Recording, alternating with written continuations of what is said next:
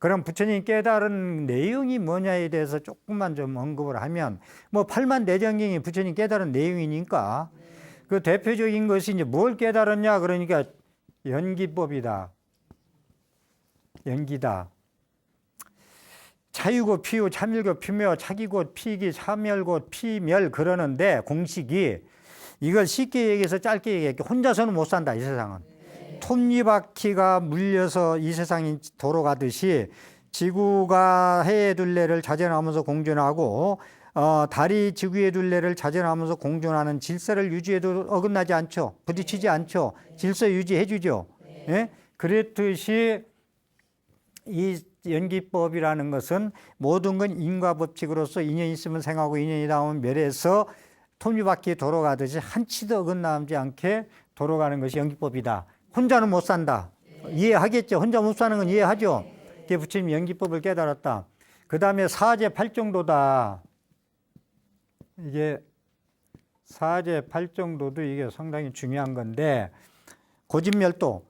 부처님은 깨닫고 나서 그랬어요. 나는 고와 고의 소멸을 말할 뿐이다. 여러분들 괴로워하잖아. 나는 고의 정체를 알고 원인을 알고 그 고의 소멸을 위해서 설법한다. 이게 팔만대장경이요.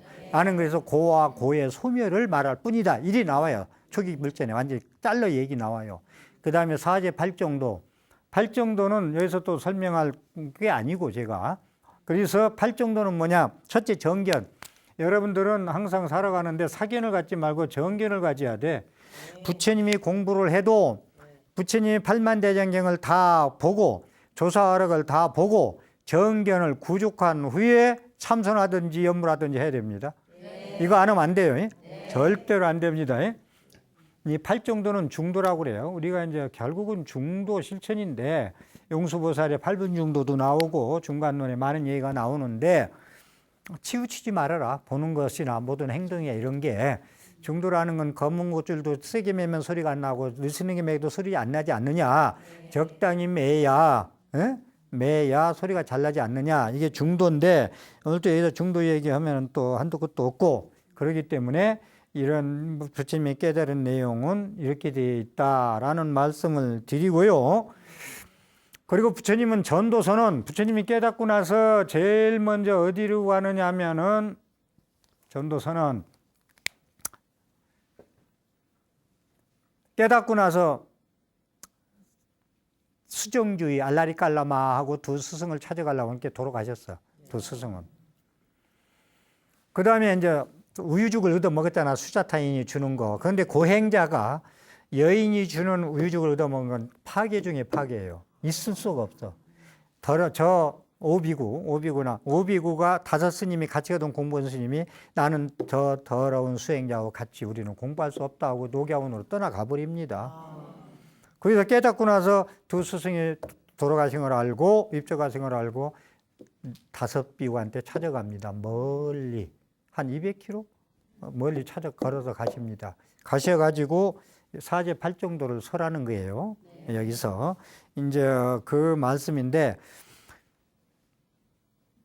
부처님은 화엄경에서 내가 깨닫고 보니 모든 중생들이 열의 지혜 덕상을 구족하고 있건만 분별망상심으로 보지 못하느니라. 이게 나오거든요. 이게 엄청난 중요한 얘기인데 이 성불이 이게 깨닫고 보니 나만 깨달은 게 아니라 모든 중생 유정무정이 전부 다 부처님 될 수 있는 공덕을 거기서 열의 지혜 덕상이라고 나와요. 말로 그대로 한다면 열의 지혜 덕상을 구족하고 있더라. 부처님 될 수 있는 덕상을 다 성불할 수 있는 씨앗들을 가지고 있더라. 다만 분별 망상심으로 우리는 가만히 있으면 맨날 망상 피우잖아. 망상 피워도 좋게 피워야 되는데 죽을 게 만나잖아요. 보통 공부 안 하면 그래요. 삼독심이 많으면 분별 망상심 때문에 보지 못하다. 이것 때문에 소가 언덕이 씨에 비비잖아. 그제 여러분들도 열의 지혜 덕상이 있기 때문에 공부하면 되는 거예요. 성불하는 거예요. 깨닫는 거예요. 이걸 내가 내 생명 무량공덕 생명이라고 전에 한번 따로 했죠. 다 한번 또 해봐. 내 생명 부처님, 무량공덕 생명. 내 생명은 어디 가도 꾸짖으며 듣고 부모, 남편한테 대우도 못 받고 지청구나 받는 존재가 아니고 지혜, 내 생명, 부처님 될 수 있는 무량공덕 생명이다 이거요. 이상이 무지개 높죠? 높죠? 열의 지혜력상을 구족하겠거나 똑같은 얘기예요. 예. 그래서 우리는 공부할 수 있다. 그럼 부처님은 어떤 수행을 해서 깨달았느냐? 라는 말씀을 좀 드릴게요. 빗바사나, 이건 관찰선이에요. 빗바사나라고 부처님 수행 방법을 얘기해 드린 게 지금. 빗바사나 관찰하는 거고, 사마타는 그치는 건데, 이건 정해드는 것이에요. 여러분들 세상 살아가는데, 이 얘기도 설명을 좀 하면 좋겠는데, 오늘 못하겠네. 세상은 정으로 살아가지 마세요. 이 정은 변합니다. 변해 안 변해? 변하죠. 그런데 이 정은 안 변해. 삼매 사마타. 바닷물이 고요해서 삼라만상이 비치는 법신의 그 자리 해인 삼매자리는 변하지 않아. 이 정자는. 요건 X고 요건 이 정으로 살아가자는 말씀을 좀 드릴게요. 이 정은 못 써요. 변해. 정으로 살다 보면 늙는 것도 서럽고 신머리도 서럽고 주름도 서러워. 근데 정으로 살아가면 오늘 하루를 살아도 내일 가도 원 없어요. 즐거워. 매일. 무슨 말인가 알아들어요? 네. 자, 그것이 이제 부처님이 이제 위파사나 사마타 수행. 세 번째는 아나파나사티 수식관이라고 그러는데 안반 수의경에 나오는 수식관, 숨을 들숨 날숨 하는 거. 수식관 얘기 많이 들어갔죠. 명상할 때. 이것이 부처님 수행법 아나파나사티 안반 수행에 나오는 수식관이 있다라는 말씀을 드리고 우리가 수행 방법은요. 여러 가지가 있는데 수행 방법은 여러 가지가 있어요.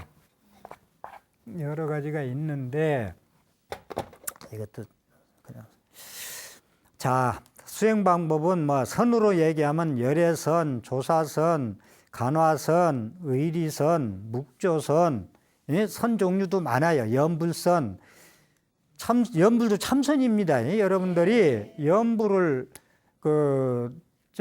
따로 신앙적인 것만 생각하면 안 돼요. 신앙적인 것만 생각하면 뭐 나이 든 사람만 하는 거고 하근기가 하는 걸로 생각할 수 있는데 연불선으로 가면요. 염자라 하자.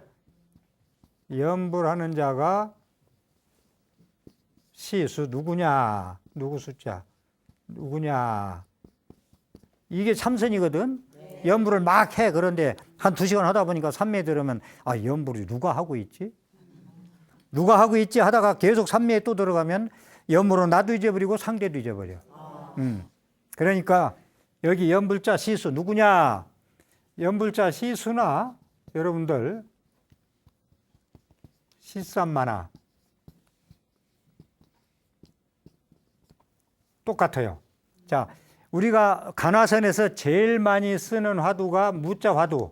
많이 들어봤죠? 네. 무자 화두하고 시삼마 화두 아니야. 두 가지를 제일 많이 주잖아. 네. 보사님들이 스님들이 화두 줄 때 시삼마 화두하고 무자 화두 제일 많이 줍니다. 네. 정성 막투자 간식을 많이 있지만 이 시삼마나 연불자 시수나 똑같다는 거예요. 맞아, 그렇잖아요. 시삼마는 뭐냐? 이 몸뚱이 끌고 다니는 주인공이 무엇이냐라고 보통 생각해요.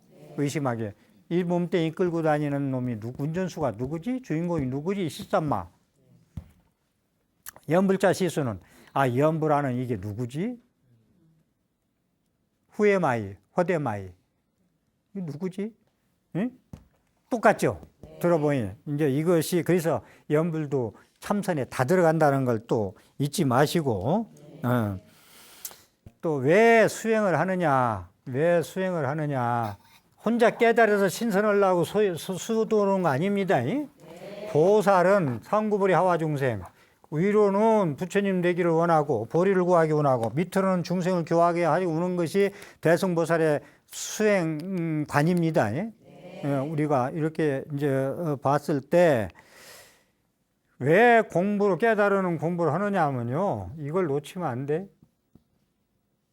요익중생.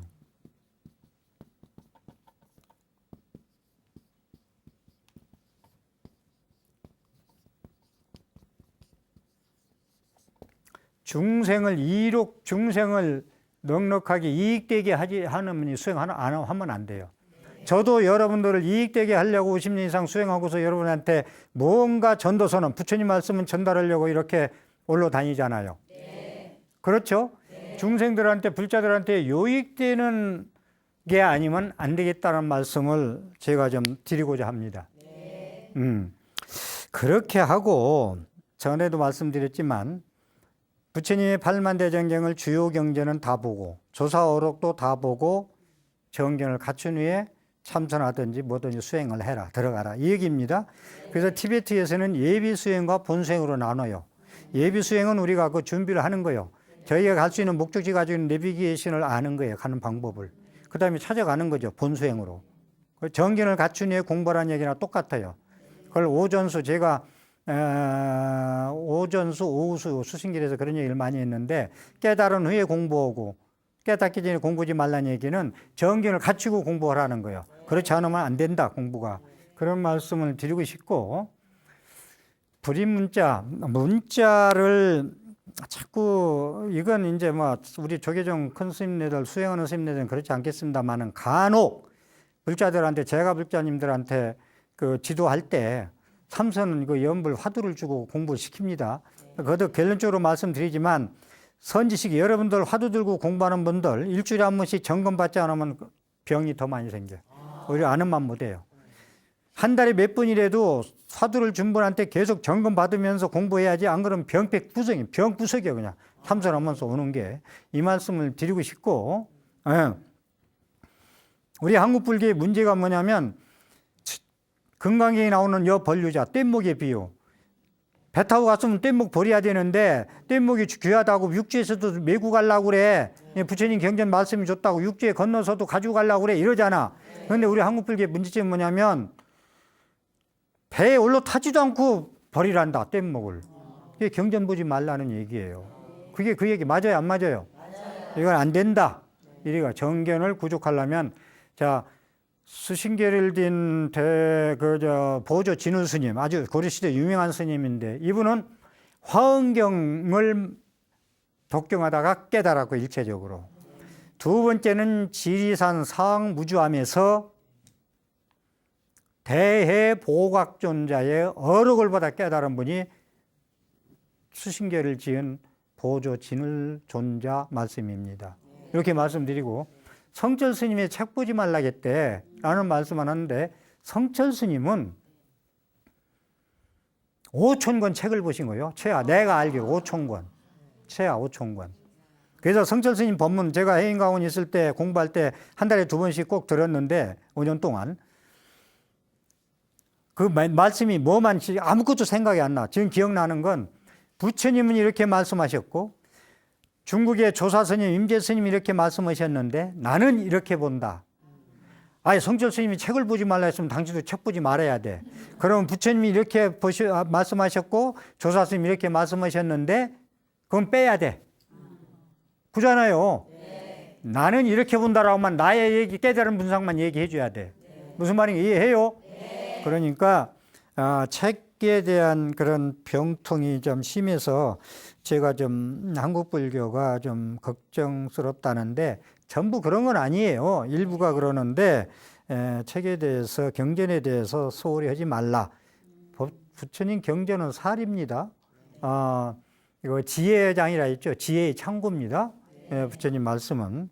그래서 자, 지금부터 이제 가나선이라고 할까, 우리 참선 조사선이라고 할까, 조사선, 가나선, 거의 조사선 하다 이제 가나선으로 송나라 시대 이어오는데, 이제 깨닫는 방법, 이게 성도절이니까 깨닫는 방법에 대해서 좀 말씀을 드리고자 하는데, 예를 들어서, 개도 불성이 있으니까, 근데 경전에서 열반경에서는 대반경 열반경에서는 일체준생이 실이불성, 유정, 무정이 전부 불성이 있다고 했거든요. 네. 그러면, 조주스님한테 개도 불성이 있으니까 하면은 유라고 그러잖아. 부처님 말씀대로 하면 무라고 했단 말이야.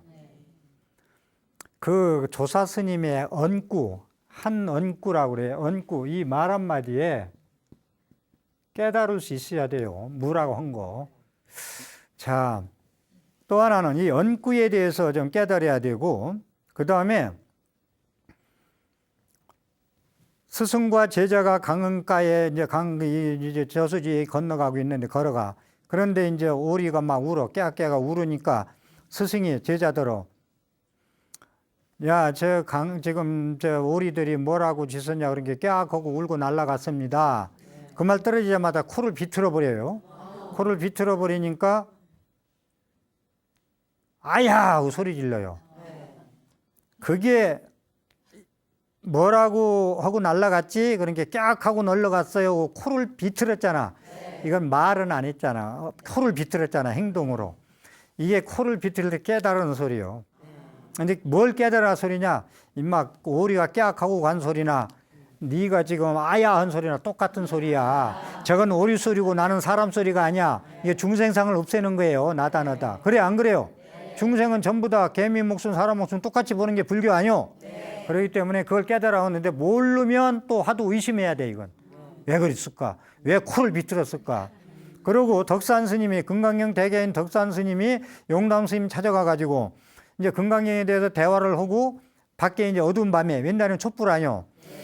이렇게 나가려고 그러는데 촛불을 켜서 신발을 이렇게 찾느라고 이렇게 신발 찾으려고 켜놨다가 신발 찾으려고 이렇게 확 꺼버려. 이때 깨달으라는 거예요. 이때 깨달아야 돼. 근데 이게 왜 끈 이유를 모르면 이제 한참 이게 이제 의심하고 이제 또 참고해야 돼요. 이게. 그래서 이게 시절 인연이 돼야 된다는 거예요. 공부도. 이 시절 인연이라는 걸 우리 여러분들이 놓치지 마세요. 시절 인연. 때가 돼야 된다. 밥도 때가 돼야 먹고, 감도 이 물렁감이 돼야 먹고, 예를 들어 때가 돼야 되는데 여러분들은 모든 걸 기도가 앞이도 그렇고, 뭐도 그렇고, 막 그 성불도 그렇고, 때를 못 기다려. 그냥 털도 안 뽑고 잡수려고 그래.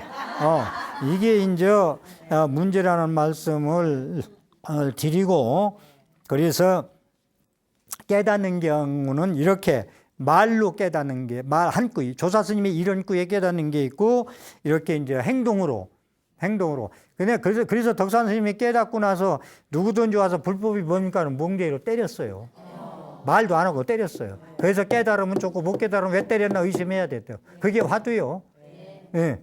그 다음에 임재 스님은 하를 했어. 누가 와서 묻기만 하면 악 하고 소리 질러.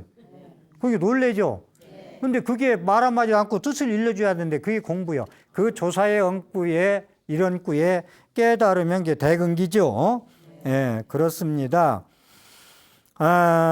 깨달음에, 그래, 깨달았어, 우리가. 깨달았으면은, 요익중생 해야 되잖아. 혼자 신선으로 하면 안 되겠죠. 요익중생을 해야 되는데, 요익중생 말씀을 좀 드릴게요. 각의 사회화다. 깨달으면 혼자 신선처럼 가지고 있지 말고 사회화 전해라. 사회한테 깨달음을 전해라. 목탁을 쳐라. 울려라. 목탁을 듣고 깨닫게. 깨달으면 사회화 돼야 되겠죠. 같이 함께 해야 되겠죠, 중생이. 저도 지금 공부 조금 더 했다고 여기 와서 지금 이 사회화를 지금 하고 있는 거예요. 깨달음의 사회화. 이것을 화엄경으로 얘기하면은 해인산매와 화엄경에 이게 해인산매란 말이 화엄경 전체 뜻을 요거만 하면 전체 뜻을 안다는 건데 화엄산매 이 두 가지 화엄산매 이 두 가지가 있는데 이건 깨달은 거예요. 문수지혜. 해인산매를 문수지혜고 그냥 안 쓰고 넘어갈게요. 화엄산매를 보현행원이에요. 이건 해인산매는 바닷물이 도장인자 고요한 바다. 고요한 바다는 모든 삼라만상이 전부 다 비추잖아. 깨끗하면. 이 속도 깨끗하면 여러분들 남의 마음 다 알 수가 있어. 근데 더럽고 흙탕물이 많고 탐진 삼독으로 뭉들었으면 남의 마음 하나도 몰라. 자기 앞길도 모르고. 무슨 말인가 알아들어요? 그래서 번뇌즉 보리 할 때 왜 번뇌는 나쁜 거고 보리는 좋은 건데 똑같다 했느냐? 번뇌즉 보리. 즉이라뇨. 즉은 이 꼴이 아니요. 번뇌는 좋은 거 보리는 나쁜 왜 똑같다 했느냐? 이건 해인산매에다 비유한 건데 바닷물이 맑으면 이 108번뇌가 거기에 고요바다에 들어가기만 하면은 보리로 변해. 근데 해인산매에 비추지 않으면 보리로 변할 수 없어. 번뇌는 영원한 번뇌고 너를 괴롭히는 걸림돌에 번뇌고 해인산매를 못 만나면. 예? 근데 해인산매 만나서 거기에 융해가 되면은 그것은 보리가 되는 거예요. 깨달음이 되는 거예요. 뭔 말인가 알겠어요? 그래서 깨달음의 사회와 있어서 이 세상은 이게 해인산매는 세계관이고 우주관이고 이건 인생관이야. 세상은 해인산매로 돼 있는데 우리가 공덕을 보현행원을 보현보살 여기 문수보살 여기는 보현보살이요. 문수보살의 지혜가 세계관이고 불교의 세계관 법계관이고 이 화엄산매는 보살행 보현보살의 실천행위예요. 그래서 우리가 깨달은 보현행위 뭐요? 보현보살을 깨닫고 그렇게 막 모든 천재동자도 만나주고 설법하고 화엄경 설법하고 하잖아요. 그게 보살 행위다 이 말씀입니다. 그래서 우리가 이 세상 살아가는데 자주지가 쓰는 말인데 달이 공전자전하고 해가 지구가 공전자전하도 질서 유지를 하고 산에 꽃이 피는데 각자 자기 생명만 활동만 할 뿐인데 서로 지기질도 아니하고 꽃과 꽃끼리는 서로 닮으려고도 않고 서로 증오하고 원망하지도 않고 자기 생명만 할 뿐인데 지구가 돌아가는 것도 질서를 유지해서 조화를 이루고 산에 꽃이 피는 것도 질서 유지 조화를 이루어지고 그러죠. 조화를 이루는데 인간 세상만 시끄러워 죽겠어요. 또 요즘은 유난히 더 시끄럽다. 응? 이것을 이 부처님은 그렇게 살지 아니고 지구가 공전자전하고 태양이 달이 하는 것처럼 산에 꽃이 피는데 질서 유지하고 조화를 이룬 것처럼 이 사이가 연화장세계 만드는데 그렇게 조화롭게 보현행을 해서 이 세상을 연화장세계로 만들자는 것이 부처님이 이 땅에 오셨고 깨달으셨고 깨달음을 평생 전달하신 이유가 여기에 있는 것입니다. 자, 오늘 또 제 강의에 감로수가 되었으면 060-800에 7000번 누르셔가지고 큰 공덕 되시기를 축원합니다. 합장하십시오.